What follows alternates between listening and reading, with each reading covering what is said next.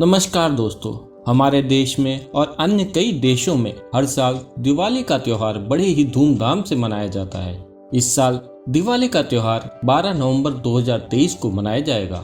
ऐसा माना जाता है कि दिवाली के दिन ही अयोध्या के राजा राम अपने 14 वर्ष के वनवास के बाद अयोध्या वापस लौटे थे।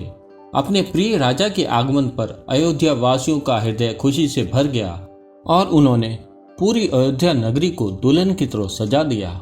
उस दिन कार्तिक मास की काली अंधेरी अमावस्या की रात भी थी, इसलिए उन्होंने भगवान राम के आने वाले सभी रास्तों और अपने घरों में घी के दीपक जलाए, जिससे अयोध्या नगरी दियों की रोशनी से जगमगा उठी और अमावस्या की काली रात का अंधेरा समाप्त हो गया। कहा जाता है तभी से दीपावली का त्योहार मनाया जाता है। हर साल की तरह सभी घरों में दीपावली की तैयारियां शुरू हो चुकी हैं। दीपावली में माँ लक्ष्मी की पूजा का विशेष महत्व है और लोग माँ लक्ष्मी की पूजा के लिए बड़े उत्सुक होते हैं। लेकिन जब भी लक्ष्मी पूजा की बारी आती है तो लोगों के मन में ये सवाल जरूर आता है कि दिवाली तो भगवान राम की वजह से मनाई जाती है, लेकिन इस दिन पूजा लक्ष्मी गणेश की होती है, ऐसा क्यों होता है? और दूसरा ये सवाल भी हमारे जहन में आता है कि माँ लक्ष्मी की पूजा होती है तो भगवान नारायण की क्यों नहीं होती, क्योंकि लक्ष्मी नारायण तो साथ में होते हैं। दीपावली के दिन लक्ष्मी पूजन को लेकर एक कथा प्रचलित है।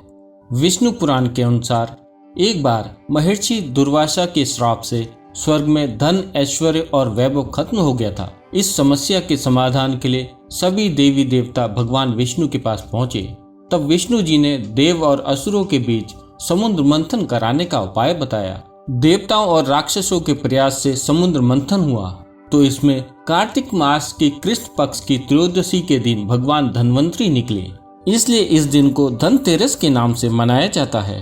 और धनतेरस के 2 दिन बाद अमावस्या के दिन समुद्र मंथन से माँ लक्ष्मी प्रकट हुई, इसलिए हर साल कार्तिक मास की अमावस्या पर माँ लक्ष्मी की पूजा होती है। क्योंकि इसी दिन श्री राम वनवास से लौटकर अयोध्या वापस आए थे और उनके आने की खुशी में दिवाली मनाई जाती है और लक्ष्मी जी का पूजन किया जाता है। पुराणों के अनुसार इसी दिन कार्तिक अमावस्या की अंधेरी रात में माँ लक्ष्मी अपने भक्तों पर कृपा करने स्वयं पृथ्वी लोक पर आती हैं और विचरण करती हैं। माँ लक्ष्मी को धन और ऐश्वर्य की देवी कहा जाता है। माँ लक्ष्मी जब भी अपने भक्तों पर प्रसन्न हो जाती हैं तो उन्हें इतना धन देती हैं कि जितना उन्होंने कभी सपने में भी नहीं सोचा। अगर धन और ऐश्वर्य किसी के पास बहुत ज्यादा आ जाए तो उसे अहंकार हो जाता है, मति भ्रष्ट हो जाती है। ऐसा व्यक्ति धन को संभाल नहीं पाता और कुछ दिनों में उसका धन समाप्त हो जाता है और वो फिर से निर्धन बन जाता है। माँ लक्ष्मी की कृपा से प्राप्त धन और वैभव को संभालने के लिए बुद्धि की आवश्यकता होती है। और ये बात हम सभी लोग जानते हैं कि विघ्नहर्ता गणेश जी बुद्धि, ज्ञान और समृद्धि के देवता हैं। और जहाँ गणपति जी का वास होता है वहाँ के सारे संकट टल जाते हैं और सब कुछ शुभ ही शुभ होता है। और जहाँ गणेश जी का वास होता है वहीं लक्ष्मी जी रुकती हैं।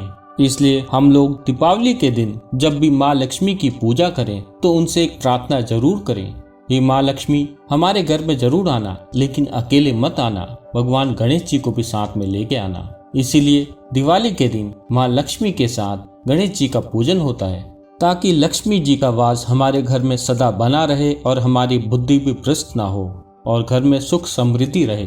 कहा जाता है कि माता लक्ष्मी की कोई संतान नहीं है, इसलिए उन्होंने भगवान गणेश को अपना पुत्र माना है।